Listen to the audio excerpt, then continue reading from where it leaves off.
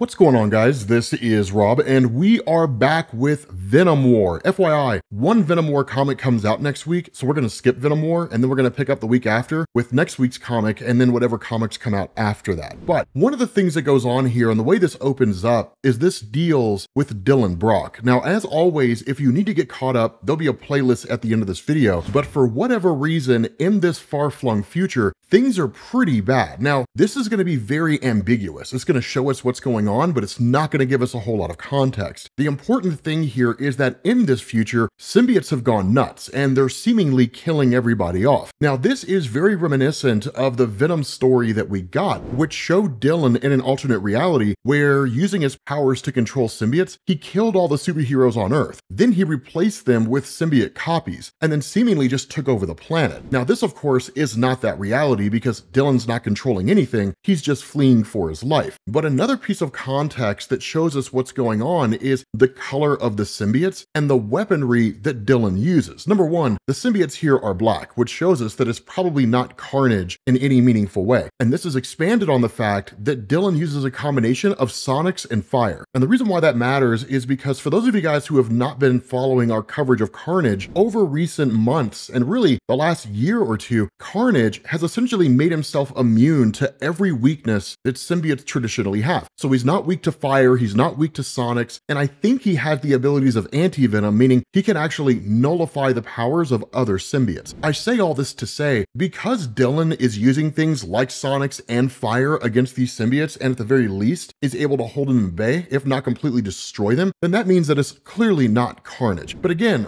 we're not given a lot of information here. The only thing we really get here is that one of the symbiotes seems to try to drill into his head, but ultimately he's rescued by what's effectively the resistance force. What's cool about this is that this resistance force is kind of hodgepodge. It's not really the Avengers or the X-Men or anything like that. It's characters that are tied into the Spider-Man and Venom mythos, specifically the grandson of Norman Osborn, known as Normie Osborn, Liz Allen, and Bailey Briggs. But what's important is that with this conversation that goes on, what happens is that Dylan tells them the radiation is going to burn your brains out. And the response of Liz is, if you make it, it's not going to matter, will it? And that's when Bailey shows up on the scene and says they're coming, dozens of them. So it kind of has this almost Matrix type feel, right? Where the squids would descend on Neo and Morpheus and all of them in the real world and things would go sideways, that the symbiotes are basically hunting for everybody. But again, we don't know who's controlling them. We don't know how things got to this point. We have no clue. And so the result of this is that it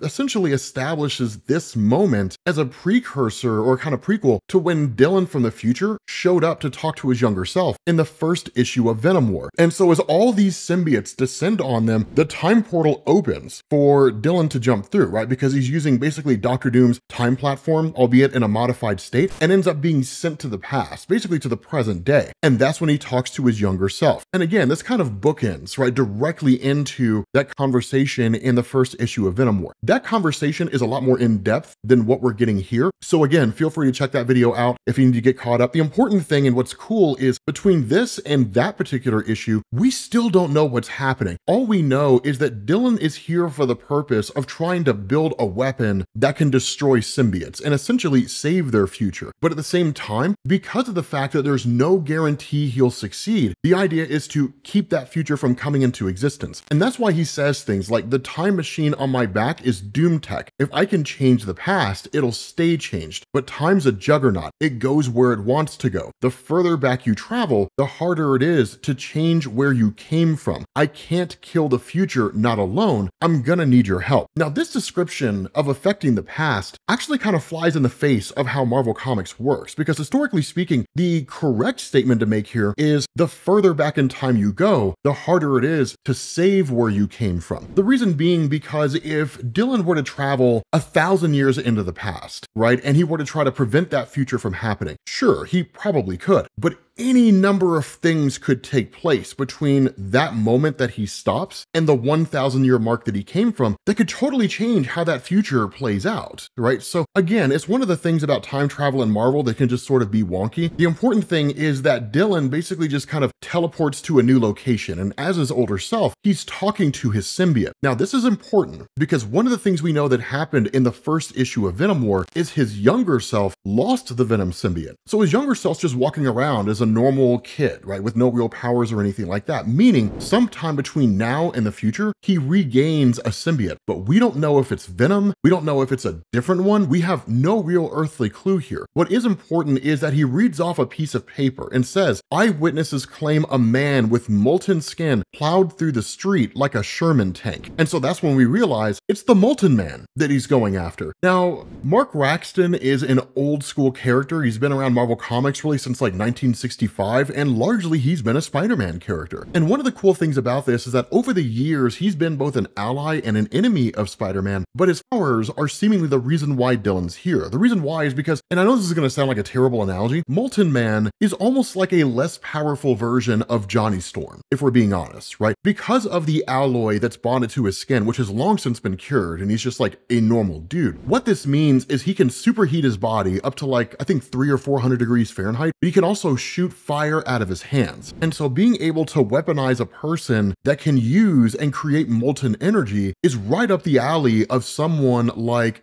Dylan. And most likely what would happen here, if I'm just a betting man, is that these various abilities of Molten Man are going to be taken from Dylan himself and either given to someone or given to Dylan directly. Now, the other cool thing is that it still also focuses on the nature of Dylan's character, because he's showing up here at a time when Spider-Man is first encountering Molten Man. And so in a lot of ways, he can't really intervene. Otherwise, he risks changing the entirety of the time stream. So he just kind of observes and then waits for an opportunity. But what it does here is it switches over to Eddie Brock and Anne Weying when the two of them first meet. And it's a really, really cool depiction of them, because one of the things that it shows is the nature of Eddie before he ever became Venom. And it's one of the long lost elements of his character's history that Eddie was a great guy. And so when you look at the totality of his character's evolution over the years in Marvel Comics, what you basically see is a guy who was doing his best and then thrown into an impossible situation where his career was destroyed by Spider-Man, albeit due to his own fault. And then through his anger and rage, ended up becoming Venom and then became a bad guy, right? The dude was just hurting. And then over time, due to any number of factors, right? Contracting cancer, things like that, he ultimately turned his life around and then became a good guy. So the story of Eddie's phenomenal if you kind of look over the entire history in Marvel. The other thing here is there's a third guy who's observing them, and we're not told who he is. But if I'm a betting man, and given the history of what's going on here in Marvel, and specifically what's been happening over the course of the Venom comics, I would argue that it's probably Meridius, right? The person that Eddie Brock is destined to become, and kind of this guy who can control all these symbiotes across the universe and seemingly the multiverse, but is basically a villain. Now that ties into the story of Meridius. We don't have to go into it, but the fact is, right, that what happens is that as he leaves, he makes a comment to Anne where he tells her what her middle name is. The reason why is because it's sort of a game between herself and Eddie, where Eddie was trying to guess what her middle name was, things like that. The fact that like a random dude just walks by you and tells you what your middle name is, it is a little strange, a little creepy, and he looks so much like Eddie because he is Eddie, right? It's just sort of like, this is weird. This is very strange. But the whole moment is basically distracted when Eddie steps in and then says, hey, like, have you ever seen Spider-Man? Grab the camera, right? Because Eddie was a reporter long before he became Venom. And so what happens is that when they end up arriving to where Molten Man has been captured by Spider-Man, that Dylan is watching all this unfold. And even he gets distracted. He's got a mission to go on, but he gets distracted because he sees Anne. And the reality here is he's never actually met his mom. I mean, he kind of has, but kind of hasn't. The reason why is because almost immediately after Anne gave birth to Dylan, she took him to his grandfather, right? And like dropped him off there because she did it at a time when she was struggling with the whole she-Venom persona. So she wasn't really in a position to raise her son. She died shortly after, and so he just never met his mom. And so it's a really, really cool thing because of course Molten Man breaks free and then Dylan's observing all of this stuff and then he sees it as his moment to strike. That what happens is Molten Man just like punches him, right? You know, get him away. He just sees him as a random bystander. Dylan catches up to him. Dylan's able to offer some measure of a distraction, and then he injects him, or at least draws out some of the substance from his body, only for Spider-Man to arrive on the scene and just be like, so what's going on here, man? Now, here's a funny thing. Because this is Venom issue number 36, we won't find out until the 37th issue comes out. Instead, what we end up doing is switching over to what I think are two of the best stories that are going on in Venom War in the here and now. The first one is the Carnage tie-in, and strangely enough, the second one is Black Widow. Now, picking up with the Carnage tie-in, this one's particularly interesting because, again, for those of you guys who have been following the whole Carnage arc, he's basically trying to ascend to godhood. But over the course of Venom War, and even the prelude to it, he's sort of sidetracked for a second. The reason being because the company Alchemax is working on developing a substance that can actually eradicate symbiotes, or at least destroy them. And Carnage came face to face with this and was almost killed. And that's one of the reasons why I use the phrase godhood loosely, because when I say godhood, I really mean it's more just Carnage immune to like traditional symbiote weaknesses and all the benefits of a symbiote, right? So it's like Blade, right? None of the weaknesses of a vampire and all the strengths, but he can still be killed. And so that's really the main concern that Carnage has in the here and now. What we also know, just covering the comic stories, is that Flash Thompson, also known as Agent Venom, has actually been following Carnage all this time, trying to figure out what he's up to, which I guess is really more anti-Venom than Agent Venom. But for Carnage himself, as most of you guys know, the guy's got like just an insane psychopathic bloodlust where he just loves inflicting harm on people. But what he's doing is tracking individuals down, trying to understand what's going on with the K Project from Alchemax. And in fact, we'll figure out what that is when we get to the Black Widow tie-in. But it's one of the things you guys are going to notice over the course of this, that with all these different symbiotes, some know what's going on, some don't, but everybody has a different piece of the puzzle. So it's kind of cool, right, in terms of how it all comes together. Now, one of the things that happens with Flash is that in order to like save the life of this last guy that's basically being tortured by Carnage, that he offers a kind of distraction by creating an explosion. Again, not enough to really kill Carnage, but it is enough to piss him off. Because what happens is when he gets back up to the surface, Flash Thompson is nowhere to be found. I mean, obviously the guy's not going to linger around and risk fighting a hyper powerful symbiote. He would probably get himself killed. And so what happens is Carnage just goes about continuing on his mission. And what this does is it picks up with a girl named Sally. And it's kind of cool, right? Because we get this monologue or this kind of theme where it says, when someone asks what Sally Christensen does for work, she lies. The truth invites questions and explanations that she would rather avoid.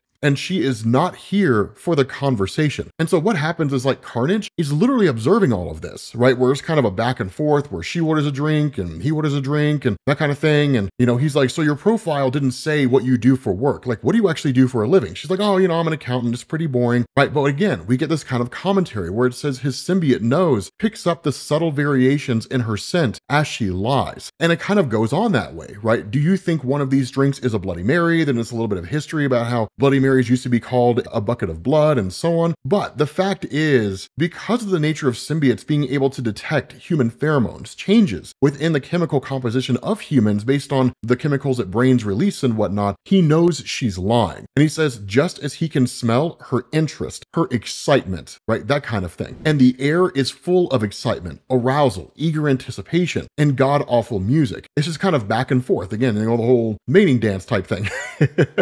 And the thing about this is that as they're going back and forth, what happens is Cletus Cassidy seizes control of her. And because of the nature of him and his symbiote abilities, he can literally extend tendrils into a person and absorb their memories. He's been able to do that for quite some time, read their mind, so to speak. And so he basically starts going through her head. And what he learns is that 3 years ago, that Sally was stuck. She was scared that she would lose her job. Months of research had basically led nowhere. The symbiote strains remained cannibalistic, violent. However she combined them, they still tore each other to pieces. Then he showed up, Finn Taylor from some Alchemax subsidiary, and he brought her a substance that she didn't know what it was, but she took it and used it. And it was the breakthrough that she needed. It made the strains pliable, workable, destructible. In return, she gave him access to everything. And so that's really kind of the first trail that he needs. Now that he has the information from Sally, it's time to go after Finn. And that's exactly what he does. That he kind of has this muse where he says, according to his dating profile, Finn Taylor works hard and plays hard. Finn drinks old bourbon and pays extra to get clear ice cubes. Finn watched American Psycho and thought, cool. Finn prefers blondes, lying blondes, right? And so in this conversation between all these guys that are talking, Finn particularly talking to this blonde girl, that is just kind of like, oh wow, you know, what you do is so interesting and that sort of thing. But at the end of the day, what we learn is that Finn built his house in order to impress, right? Generic American modern, new money McMansion, anti-symbiote security system, can you feel it, right? Of course, it's Cletus Kasady talking to his symbiote, and the symbiote says, I can feel it, right? And so while they're there, right, when Finn gets the blonde into his house, Cletus is just following them, right? Ever the just crazy serial killer type guy, and knocks on the door pretending to be a door-to-door salesman, which is so strange to show up there so late at night. But then there's this really, really amazing moment, right, where Finn just kind of tears into him, right? Like doing door-to-door sales on a Friday night, begging, like, aren't you embarrassed? Don't you have a shred of dignity? And Cletus says, come on, sir, no reason to offend my manhood. And Finn responds and says, oh, I beg to differ. I mean, look at you. And that's when Carnage says, yes, Finn, look at me. And that's when Finn realizes, oh my God, it's Cletus Kasady, and just flees for his life, right? Just goes running through the house. Carnage just tears after this guy. But notice this, right? The way that it's done. For Carnage, it's as much about the thrill of the hunt as it is anything else. The symbiote feels the weapon before he sees it, like he can taste the chemical in the air. It only proves he's in the right place. And where this weapon is fired off by Finn, it has no real bearing or impact on Carnage whatsoever, because it does inflict pain, but he was prepared for that. And so what happens is that Finn gets to what's basically a safe room, right? Tells the blonde to go in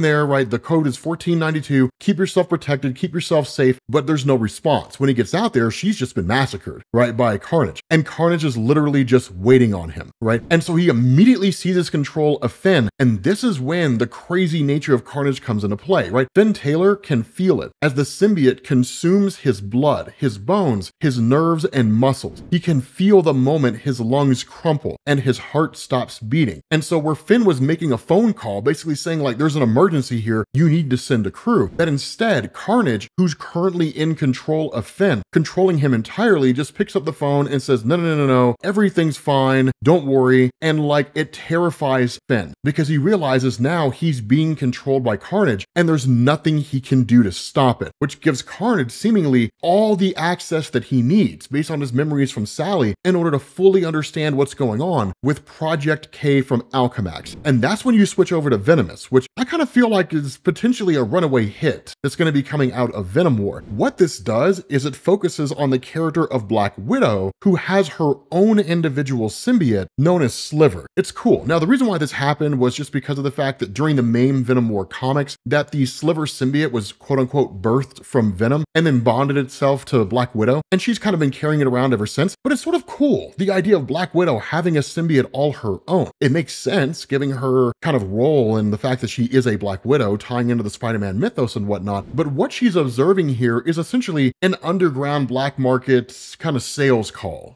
effectively, where like these experiments are being done and things like that. What it does is it focuses on a guy named Dr. Freck. And what he says is, many of you have traveled far for this event, so I won't waste your time. What is the single biggest threat to the control of your sector of the world? I'll answer for you. It's symbiotes. The overabundance of Clintars makes it feel like every hero or villain has a new symbiote suit. All that alien goo cannot be good for business, unless of course you have a failsafe. And he presents K42T, which is Project K. That's what Carnage is hunting for, and Black Widow already knows about it. And in fact, that's kind of what her comic up to this point have been. Technically, this is the Venom War Venomous tie-in, but even like the couple of comics she had before then was her basically learning about K42 and then tracking down scientists and basically destroying their stuff. I mean, that isn't really worth covering, but this one is, right? This one's pretty cool because he says, this vial is your silver bullet to the symbiote mess. K42T is a specific formula created to control and neutralize a symbiote threat. In order to show you the efficacy of K42T, we must first create a symbiote. Observe as we inject this patient with a sample of symbiote tissue that I took from my tenure at Alchemax. They just like bonded to the poor sap. And so Black Widow talking to Sliver, right? Talking to her own symbiote is like, okay, like when do we strike? And she's like, I'll give you the word. The symbiote manifests around this guy, which just turns him into this crazy mindless beast. And before Dr. Freck can inject this guy, all hell breaks loose, right? So he's like, oh my God, he's gonna kill us all, right? And so that's when Black Widow jumps in and basically goes on the attack. She initially strings up Dr. Freck, kind of keeping him out of the way so nobody really has to focus on him, or at least some kind of distraction that he would offer. And then she turns her attention to the symbiote itself. One of the cool things that goes on is that because Black Widow is so extremely experienced with spy work and different things like that, her and a symbiote are like a perfect match. It's almost kind of like Agent Venom, right? When Flash Thompson originally got the Venom symbiote and then basically became a kind of soldier without all like the legwork of him learning about it, things like that, which may or may not be right up your alley. What is cool is that when Black Widow goes on the attack, right, she kind of comments even on her own symbiote, right? Sliver has really come into their own. I couldn't have done this without their help. I hope Hawkeye doesn't get jealous, right? You know, I mean,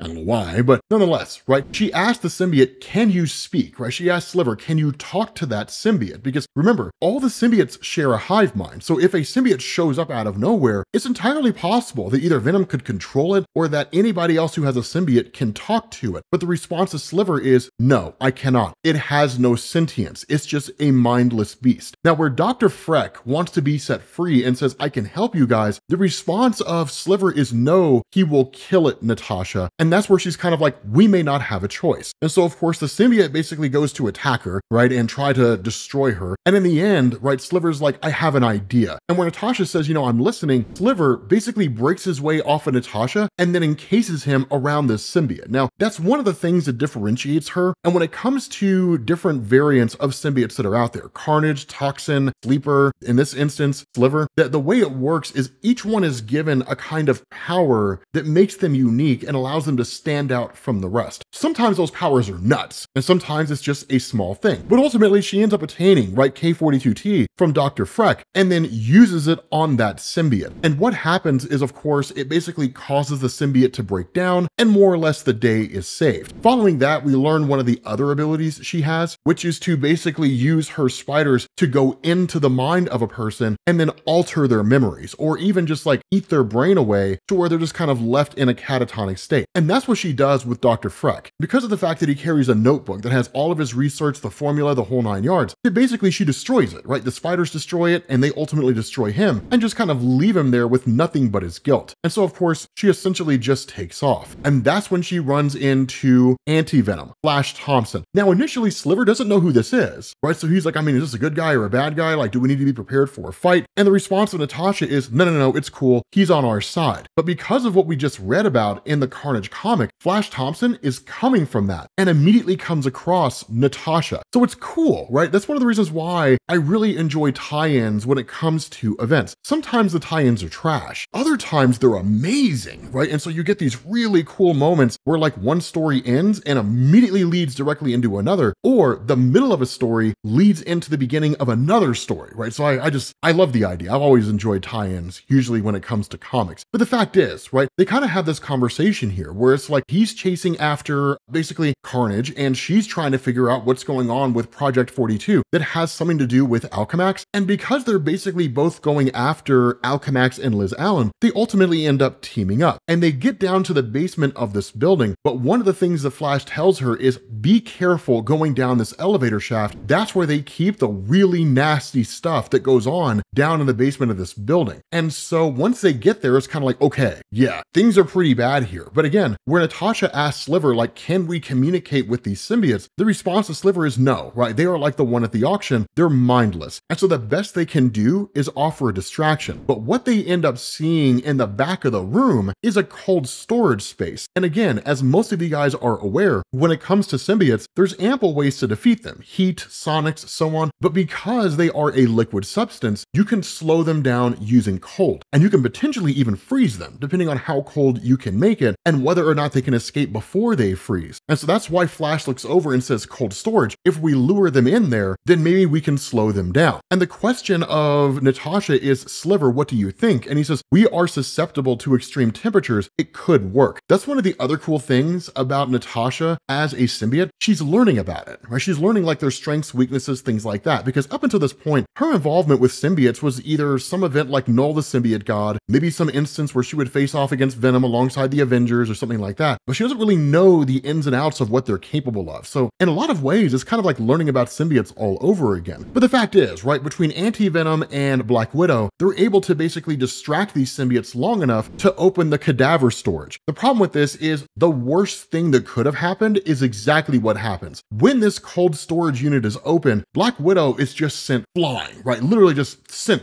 flying out there. And once the door opens, they realize that inside of this cold storage are dead bodies because cadavers are stored in there. So what you get are all these symbiotes that are bonded to these dead people. And that's where you get the zombiotes. I'm not even lying. There's a tie-in to Venom War where you have zombie Venoms. And I gotta be honest with you guys, I know this sounds like kind of silly and nonsensical, but like, I'm here for it, man. I really, really want to see what this is gonna be like. But with that being said, guys, we're gonna bring this video to an end. Hopefully you enjoyed it. If you did, drop a like. Let me know what you think down in the comment section, and I will catch you all later. Peace.